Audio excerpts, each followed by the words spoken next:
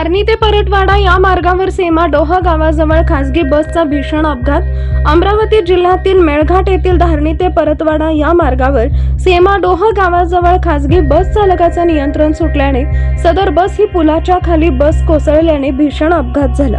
या अपघातामध्ये 40 प्रवासी गंभीर जखमी तर 4 प्रवाशांचा मृत्यू झाला असल्याची प्राथमिक माहिती समोर आलेली आहे। सदर खासगी बस अमरावती येथून धारणीकडे जात असल्याची माहिती मिळाली आहे। अपघातातील जखमींना तातडीने अमरावती इथं जिल्हा सामान्य रुग्णालयात उपचाराकरता रेफर करण्यात आलेला आहे।